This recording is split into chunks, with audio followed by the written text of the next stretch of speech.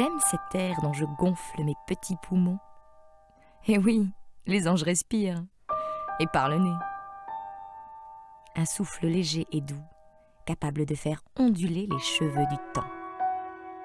J'aime cet air parce que je me confonds avec ses odeurs, avec ses parfums. Je me nourris de ses évaporations. J'en suis l'émanation. D'ailleurs, vous connaissez mon origine.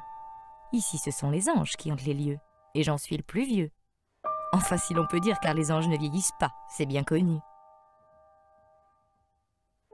Je suis née de la première distillation, faite en 1881 par Eugène Léraud. Je suis la part des anges, cette infime évaporation qui enrichit les lieux, noircit les murs et les blanchit au printemps. Je suis le signe de l'amour aussi. Et ici, l'amour est partout. Car tous ces cognacs ont été conçus avec de la passion, certes, mais surtout avec de l'amour.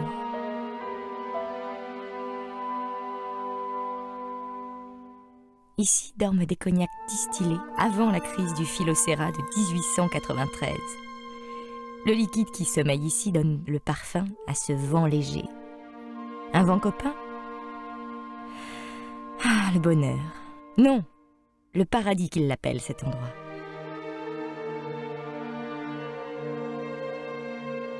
Il n'y a pas de résonance à ma voix. Le seul écho, ce sont les pensées de Guy Léraud quand il pénètre ici. Il parle peu, parfois pas du tout, mais moi je l'entends. La parole n'est rien quand les mots ne sont pas justes et sincères. Maintenant je peux me reposer car je sais que Guy va venir éveiller sur le temps. D'ailleurs j'entends le gravier rouler. Vite, vite!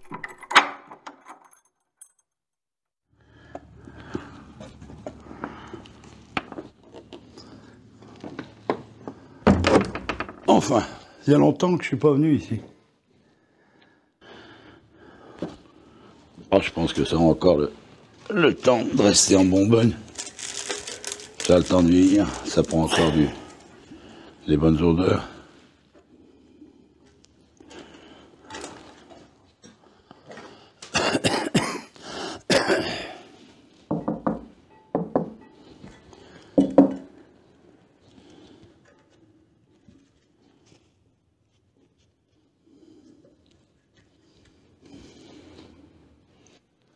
Je pense que ça n'a rien changé. Peut-être un petit peu quelque chose. Je pense qu'avec le temps, les années commencent à s'effacer sur les ardoises. Il faudrait peut-être que je dise à ma femme de les refaire. Ouais. Le temps commence à manger les années. Oh, il n'y a pas grand-chose de changé. Il faudrait peut-être éventuellement qu'on revienne un jour les déguster pour voir si ça s'est amélioré, que rien n'est changé. De ce qui est toujours le plus surprenant, c'est cette bouteille que tout le monde l'a vue depuis des générations et que tout le monde s'est interdit de la toucher. Et on ne sait pas ce qu'il y a dedans. C'est dommage, les toiles d'araignée l'ont pas encore assez envahi. Bon, dès que la chaleur reviendra, les toiles d'araignée reviendront. Parce que, bon, c'est toujours... les toiles d'araignée, c'est toujours quelque chose de magique. Et puis bon, ça fait partie du décor du paradis. Bon, enfin, je pense que ça s'amenuise quand même. De toutes les façons, c'est toujours aussi agréable de rentrer ici. Mais il fait peut-être un petit peu trop chaud. Bon, enfin, ça ne l'empêche pas de vieillir. Oh, puis il a le temps. Laissons le temps au temps. De toutes les façons, c'est pas nous qu'on travaille. C'est le temps qui travaille pour nous. Donc on n'a pas grand-chose à faire. On n'a qu'à le surveiller.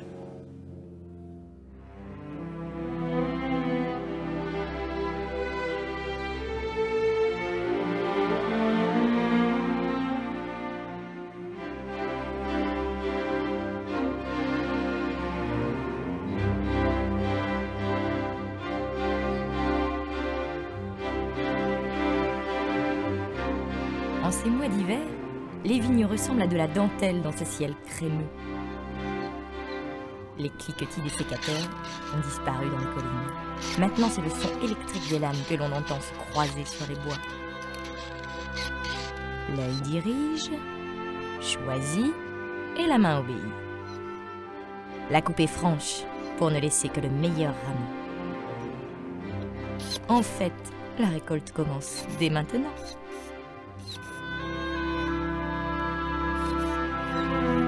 Oh, il fait froid en ce mois de février, mais la vigne n'attend pas. Il y a long à couper, à attacher et à brûler. Ces vignes poussent sur des terrains riches en calcaire, subissant l'influence de l'océan Atlantique. C'est ce que l'on appelle la petite Champagne. Pas facile de s'y retrouver avec toutes ces zones. La grande Champagne, les borderies, les fins bois et bons bois, les bois à terroir. En tout cas, leurs vignes donnent naissance à des eaux de vie extrêmement fines, légères et très parfumées. Elles exigent un long vieillissement en fût pour acquérir leur pleine maturité. Il fait froid maintenant. Allez, je rentre à la maison moi aussi.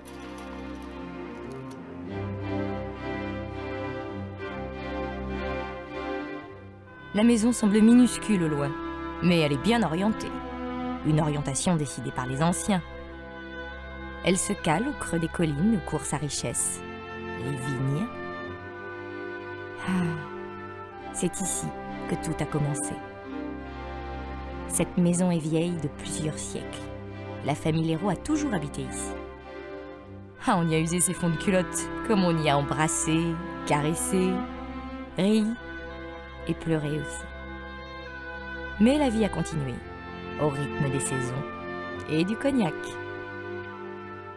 Après Eugène, c'est Rémy, en 1931, qui a perpétué la tradition de viticulture. Puis en 1970, Guy a hérité de la propriété et commercialisé ses eaux de vie sous sa propre marque. Cognac Leroux était né. Son fils Laurent est maintenant à ses côtés avec la ferme intention de continuer à fabriquer un produit de qualité et haut de gamme. Et la succession est déjà assurée avec Jean-Charles, digne héritier, tombé dedans tout petit.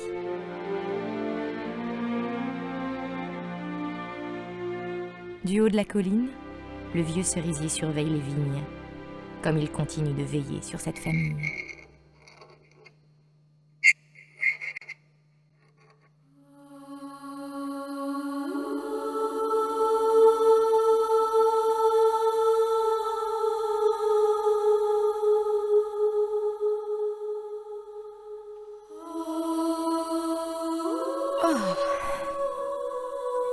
Chaque matin, dès mon réveil, je me fais léger, encore plus léger que l'air. J'aime me balader entre les parfums du jardin. Le printemps le rend encore plus beau. Parcourir lentement les petites allées blanches, tirées au cordeau, finement équilibrées, découpées en petits carrés. Elles offrent un magnifique potager. En ce moment, seule la terre se voit. Mais dessous, je devine des naissances. Les plantes ne vont pas tarder à s'éveiller au soleil tiède. Vite, prenons de l'altitude. Madame Leroux arrive. C'est elle le maître d'ouvrage ici. Que dis-je, le chef d'orchestre. Quand tout aura atteint sa maturité, je sais pourquoi une telle production. Une telle abondance aussi diversifiée. Parce qu'ici, on aime recevoir et faire découvrir l'association des plantes, la combinaison des essences dans les plats cuisinés. Et toujours avec du cognac. La maison est là. Une maison solide mais élégante, typiquement charentaise. Tout en symétrie. Sa façade s'éclaire à la lumière du printemps et il fait beau. Les fenêtres ouvertes laissent entrer un peu de cette chaleur. Ici, on aime le soleil parce qu'on aime l'ombre, mais pas pour lézarder. La maison est calme, ralentie, ça sent la cire et le bois brûlé. Et puis l'histoire. Tiens, j'entends Guy arriver. Il va nous dévoiler un peu de son jardin secret.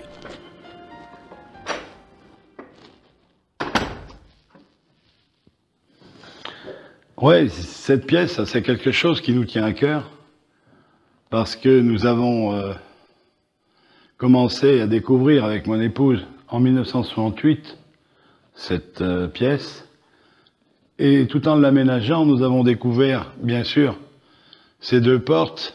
Vous avez une porte en ogive et une porte en roman, donc qui vous donne du Xe et XIe siècle pour la construction de cette maison, de cette pièce. Cette porte, qui est beaucoup plus petite, servait autrefois pour aller à une crypte souterraine. Pour respecter la pièce qui vous accueillait, la porte était beaucoup plus basse et qui vous obligeait à baisser la tête, où vous deviez absolument saluer et respecter le lieu qui vous accueillait. Il y a toujours ces trois ronds qui sont dans le sol. Ces trois ronds servaient de jugement autrefois aux prêtres qui passaient dans cette région. Le chœur qui est au milieu, qui leur servait de jugement. Et tous ces cailloux qui sont posés au sol, ce dallage qui est posé au sol, c'est des petits cailloux qui arrivent de Dordogne, que les prêtres portaient dans leur sac à dos pour faire ces dallages.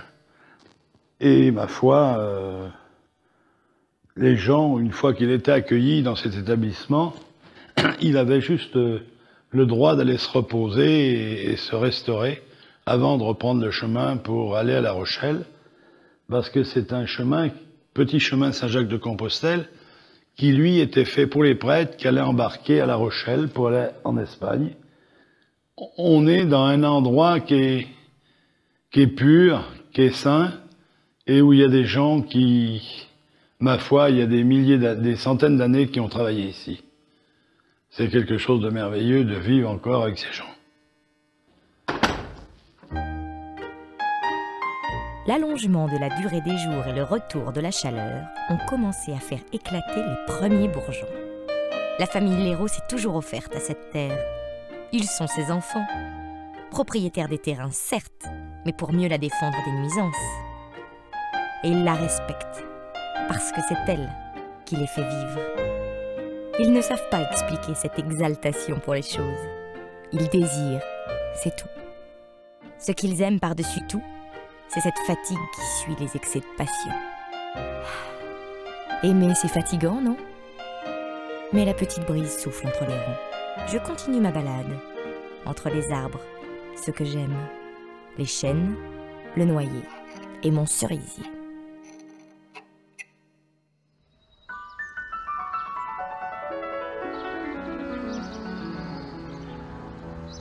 C'est avec la chaleur et la lumière du soleil que la terre renaît.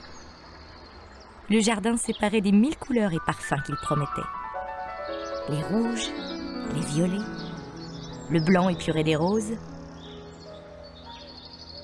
Les fruits et les légumes promettaient aussi beaucoup de sucre et de chair.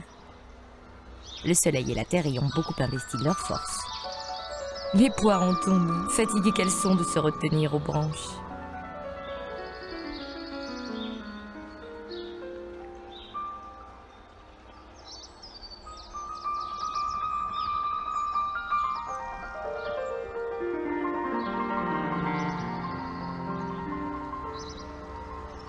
La petite façade de la maison, dont chaque invité tombe sous le charme, a fermé ses fenêtres. Elle retient la fraîcheur emmagasinée sans effort. Il faut dire que les murs sont épais. Les bouleaux, en laissant courir leur ombre, participent à calmer les ardeurs du soleil.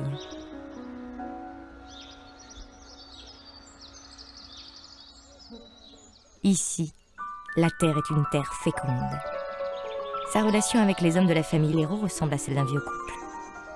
Entre disputes et réconciliation, elle sait se faire respecter, parce que ses récoltes valent cher. Cette terre survivra à toutes les passions, puisqu'elle se nourrit de celles des autres. Quelle femme pourrait s'immiscer entre eux?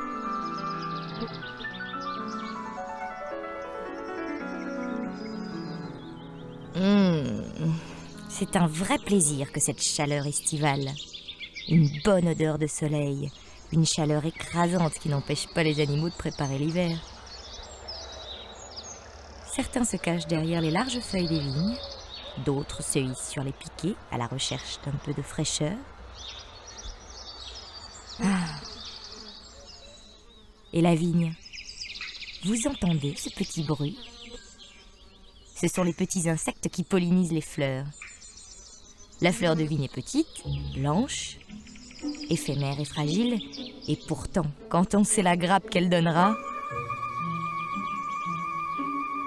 pas de temps à perdre, il faut continuer à bichonner la vigne. C'est le temps du relevage et du rognage.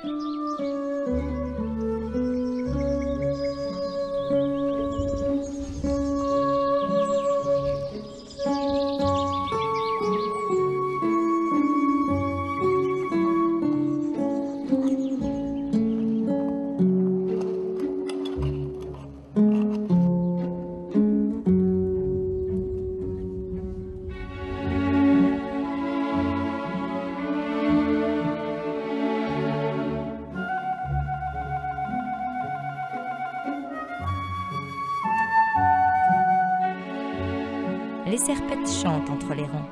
Tout est vert et lumineux. Le vert tendre des jeunes feuilles à peine réveillées. La vigne est facile à couper. Elle ne bouge pas. Elle se laisse comme attirée par la lame qui la tranche. Et la sève n'ira pas plus loin et donnera alors sa force à la grappe. Le mouvement des serpes avance avec le vent. Un coup de vent a surgi de nulle part et soulève les feuilles. L'orage n'est pas loin. Les oiseaux se sont tus, les insectes se sont cachés. La pluie est violente, mais pas cassante. Il n'avait pas plu depuis longtemps. La terre absorbe mal cette eau qui ruisselle et fait rouler les galets. Les paysans ne restent pas sous cette eau, même tiède. C'est bon pour attraper la crève, disent-ils. La vigne a besoin de cette eau du ciel pour faire grossir le grain. Ils espèrent seulement que la grappe ne s'éparpillera pas trop. Il n'y a plus qu'à attendre. Mais l'angoisse demeure bien présente. Seuls les escargots s'en amusent. La pluie a cessé et n'a pas haché les feuilles. Le soleil reprend ses droits. Ces pluies d'été ont toutes quelque chose de fantastique, n'est-ce pas? Le sol est mouillé et il sent fort. J'aime me laisser absorber de ces odeurs après la pluie, comme j'aime m'habiller de ce parfum de pluie. Il est aussi le reflet de la chimie qui se déroulera dans les barriques. Une alchimie fidèle à ces éléments naturels qui vont accompagner le raisin.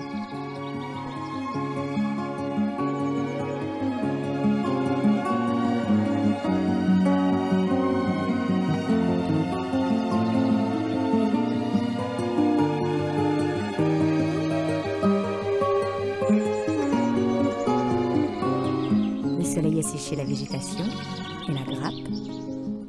Je me laisse porter par la petite brise qui dévale la colline. La vigne est arrêtée en bas de la vallée par quelques habitations. Oh, j'aperçois la petite église romane. Le soleil est encore vivace. Il fait bon rester sous les tilleuls qui filtrent à la lumière. Ah, ici aussi, chaque espace, chaque détail est sujet à un souvenir de Guilherand.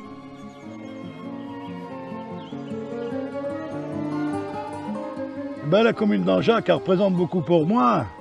C'est la commune où toute la famille Léraud est née depuis des siècles. J'aime bien toujours venir sur ce pont-là, avec le bras de la Charente qu'on appelle le Braciot, parce que j'ai des souvenirs des années 50, quand je venais avec mes parents, le week-end. Et ici, c'était nos vacances, où on venait pêcher, on prenait notre repas de midi sur l'herbe, c'était magnifique. Ah ça c'est l'endroit où je venais braconner, c'était génial. Là on braconnait avec à l'électricité, avec des batteries. On mettait un grillage, et puis on prenait quelques poissons qu'on électrocutait. Et après, quand arrivait le 15 août, comme ça, dans les fortes chaleurs, ben les anguilles, elles se mettent toujours dessus les herbes pour prendre un peu d'oxygène. Et puis elles pouvaient saper quelques petites bestioles. Donc elle était sur les herbes, on prenait notre bateau, et puis on les prenait à l'épuisette, on en prenait 20 kilos à chaque fois, ça en restait une dans le bateau. Ben, ça nous a pas empêché de se faire poursuivre par les gardes. Bon, on s'est jamais fait beaucoup prendre, on a eu des reproches. Oh, c'était sympa. C'était une vie où les gens étaient encore compréhensibles. On était des enfants, personne ne nous disait rien. Bon, on était peut-être un petit peu turbulents quand même. Et c'est comme le cognac, ça coule doucement et ça vieillit. Grand-père disait tout le temps que la Charente a eu le temps de couler et le cognac pendant le temps de vieillir. Je pense qu'il avait raison.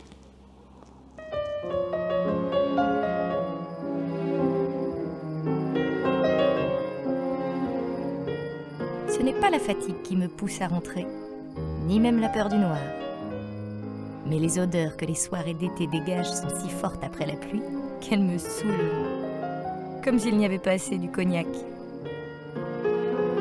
Ah, ces paysages, je les connais par cœur. Et pourtant, ils me paraissent à chaque fois différents. La lumière est si belle et si changeante. En rentrant, un festival s'est invité. Le ciel s'est agrandi en même temps que le soleil s'est caché.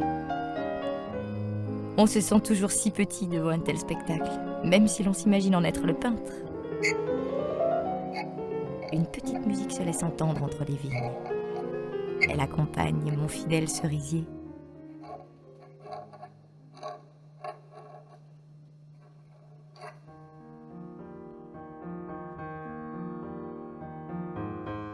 Ici, les gens connaissent le temps parce qu'ils vivent avec lui et selon ses désirs, ses contraintes. Ils le respectent. Pas besoin d'écrire la date sur les confitures. Le temps orchestre la vie. Les saisons sont respectées pour être en résonance avec la terre. Non, ils ne cherchent pas à le maîtriser, à l'enfermer. Ils le laissent vivre. Et j'aime ça puisque je suis née de leur patience et de leur attention. Doucement, les premières feuilles commencent à changer avec les derniers rayons du soleil. Une palette de couleurs chaudes. Des rouges, des jaunes, des oranges que peu de peintres sont capables de rendre sur la toile. Elles tomberont avec la première gelée. L'équinoxe d'automne est passé, accentuant les soirs rapides et les journées moins longues.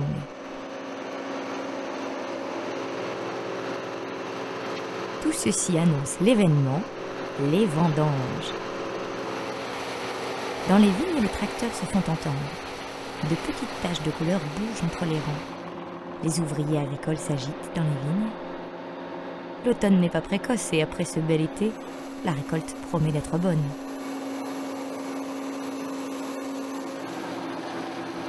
La pluie s'est invitée une nouvelle fois et il faut faire vite pour que l'eau ne se mélange pas au raisin. Avec elle, les odeurs d'automne, d'humus sont encore plus fortes qu'en été.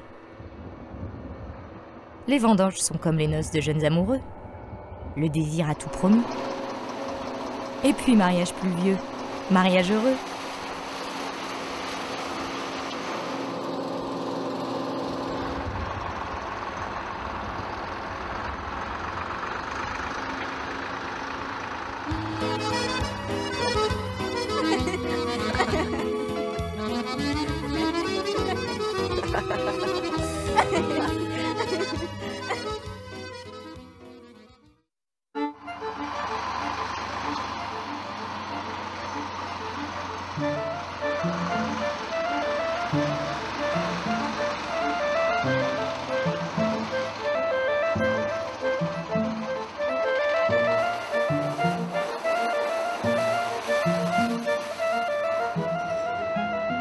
Le tracteur va et vient jusqu'au chai où le pressoir attend le raisin. Sa fraîcheur et son sucré se dégagent déjà de la cuve. C'est avec les mains que l'on travaille ici, parce que c'est avec les mains que l'on aime. On parle peu.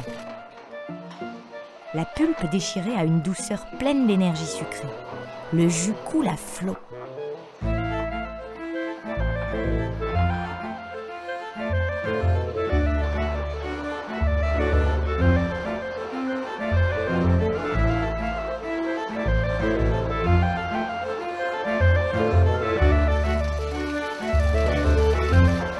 Une odeur forte se dégage des cuves de stockage.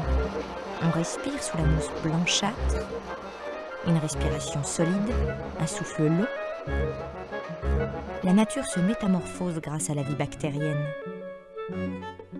Issu des cépages les plus nobles, le vin qui naîtra sera d'une qualité excellente. Pendant ce temps, on s'active ailleurs. Ici aussi, les odeurs sont fortes et piquantes. Fabriquer une barrique requiert beaucoup d'adresse et de justesse. C'est le vieillissement de plusieurs siècles dans ces fûts qui donnera au cognac sa couleur et ses bouquets. La porosité du bois offrant une étroite relation entre l'eau de vie et l'air ambiant.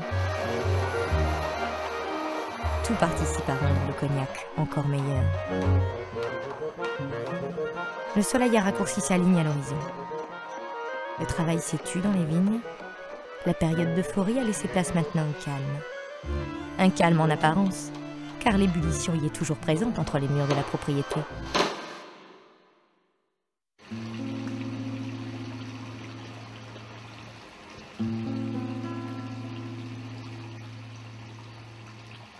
Calme, luxe et volupté. C'est la distillation. Le jus de raisin est chauffé 2 fois. Ces vapeurs montent, montent, mais ne peuvent s'échapper dans les tuyaux. Elles sont comme prises au piège et ne peuvent que poursuivre leur chemin pour s'affiner. Refroidies brutalement, elles se métamorphosent en eau de vie. Une eau vitale pour la famille Léraud. Celle qui donnera le cognac après avoir séjourné des années et des années dans les fûts, à l'obscurité, interdisant tout voyeurisme à tout visiteur candide. Refusant de dévoiler les dessous d'une alchimie si précieuse. Celle-là même qui m'a donné vie, ici, en ces lieux. Un savoir-faire ancestral. Un secret qui tourmente, qui cause des chagrins, des joies, et qui explose bien des années plus tard. On va passer un petit moment tranquille.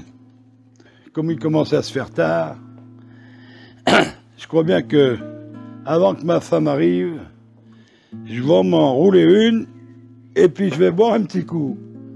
Comme ça, je vais penser à tous mes amis. Ah, si la vieille arrive, elle va gueuler parce que chaque fois que je m'en roule une, elle dit que c'est une de trop. Ma foi. Elle a peut-être raison, hein. Mais mourir de ça ou d'autre chose.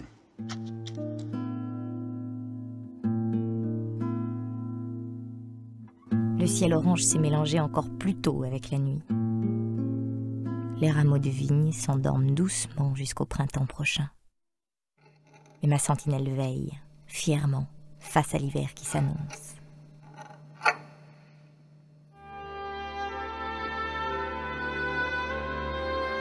Il a neigé, mais le sol n'était pas assez froid pour contenir la blancheur. Dommage.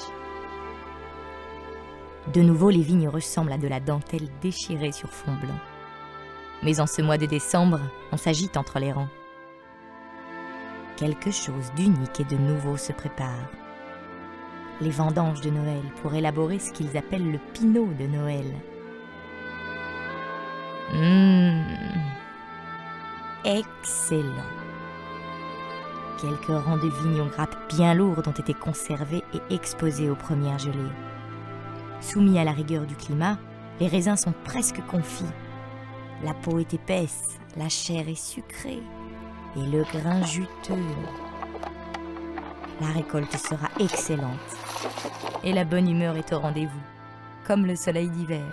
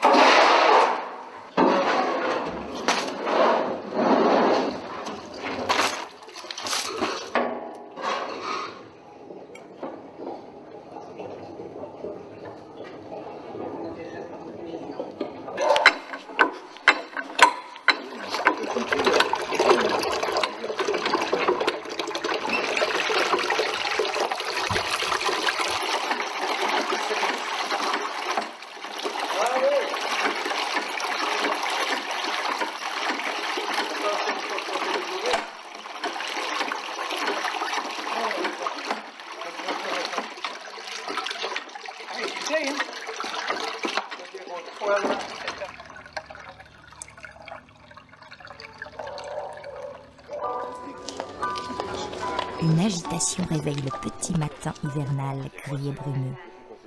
La maison reçoit des invités, des plus grands sommeliers du monde, des grands connaisseurs en vin et spiritueux, mais avant toute chose des amis. Une journée inoubliable consacrée à l'assemblage de leurs meilleurs eaux de vie, juste pour passer un bon moment. En fait, chez les cognacs Léraud, on ne pratique pas l'assemblage. Les cognacs sont aussi différents les uns des autres parce qu'ils sont le reflet de la récolte de l'année. Différents par leur robe, leur parfum, reflet d'une année, d'une météo, véritable témoin du temps, du travail consacré à la vigne et au raisin. C'est une symphonie de mots, un hymne à la poésie des sens, aux parfums sournoisement dissimulés dans les verres, et ils se plaisent à les débusquer. Et puis leur travail donnera naissance à d'autres petits anges comme moi. Alors, retirons-nous sur la pointe des ailes.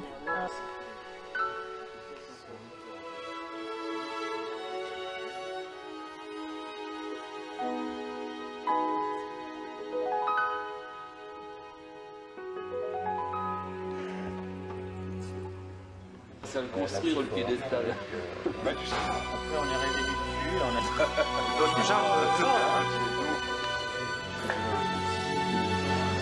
À ce qu'on a goûté, je dirais... L'activité semble d'être moins fort.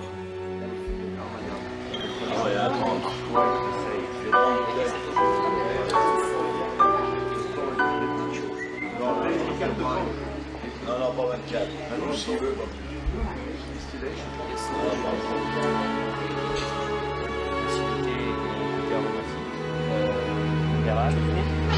Le nez au départ, c'est un peu minéral, un peu marqué. Celui-ci est plus fruité, celui-ci est plus éthylique, celui-ci plus fruité. Si j'avais à choisir, en principe, je prendrais le plus alcoolisé si je veux le faire vieillir. Si je veux le mettre en bouteille maintenant, je prendrais le plus fruité. Donc le V.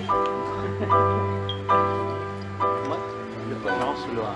Comment aussi. Oui, de préférence le Loire. Alors, on prend la responsabilité pour le A. Eh ben, c'est une autre. Tu n'as pas changé. Désolé. Désolé. Non, mais c'était pas facile. Pardon? On pourrait faire deux. On pourrait faire deux, hein. On pourrait faire deux. L'hiver, c'est aussi le temps des commandes. Ici aussi, la qualité et le sens artistique apporté au packaging et à la décoration n'ont d'égal que le plaisir d'offrir du beau.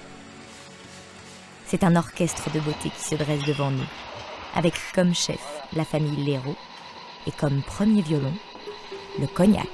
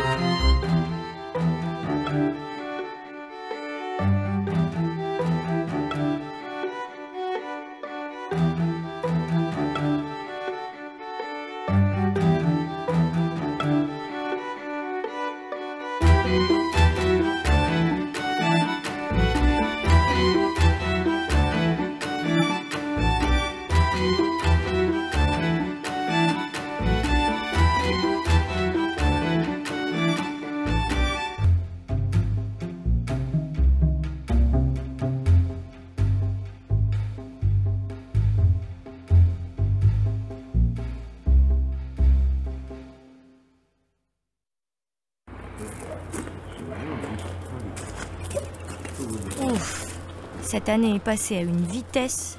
J'ai à peine eu le temps de respirer, moi. La sérénité règne ici.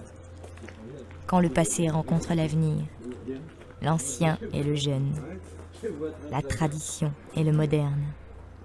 Et se rejoindre quelque part? Pourquoi pas en ces lieux?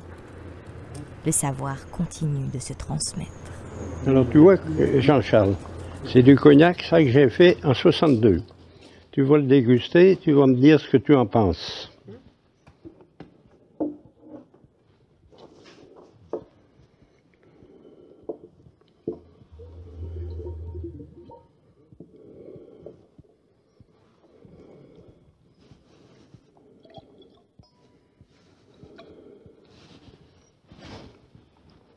Là, ben déguste-le, tu vas voir, tu me diras ce que tu en penses. Si tu lui trouves un goût de noisette, un goût de noix, hein, de toute façon, il lui faut une dizaine d'années encore pour le commercialiser. Bon, vous êtes toujours en pleine dégustation, hein? Tout le temps. Vous dégustez quoi, là? Non, attendez, bien. Cognac. Et alors?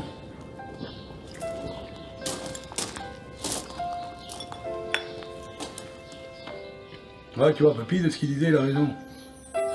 C'est des cognacs qui sont, à mon avis, qui sont pas encore très boisés. C'est des cognacs qui ont besoin encore de vieillir. Il faut une dizaine d'années.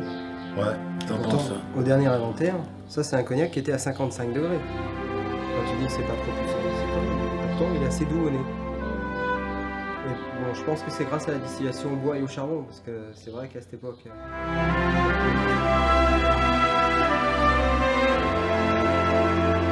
Ils avancent. Pour certains d'un passé fait de certitude, pour d'autres d'un avenir fait de doutes constructifs. Ils progressent dans ces lieux qu'ils connaissent bien, en sachant pertinemment qu'on bâtit un avenir sur un passé rassurant. Il ne leur reste plus qu'à goûter les instants privilégiés que leur histoire leur garantit. De reprendre leur passé et d'en élaborer l'avenir contenu ici, au noir, dans les fûts. Leurs mains sont sûres et fortes, capables même de caresser la transparence de l'air et ses parfums.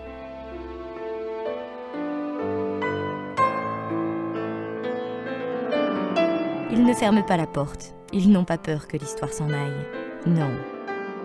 Au contraire, que l'avenir pénètre les lieux et participe aussi à l'embellir.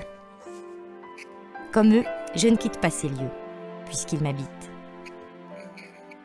Les hommes dans la famille Léraud ont gardé leur esprit d'enfant, celui qui les pousse encore à être curieux, à contempler, à s'émerveiller. Un regard encore plein d'éclat et de brillance. Mais ne dit-on pas que seuls les enfants sont capables de voir les anges ?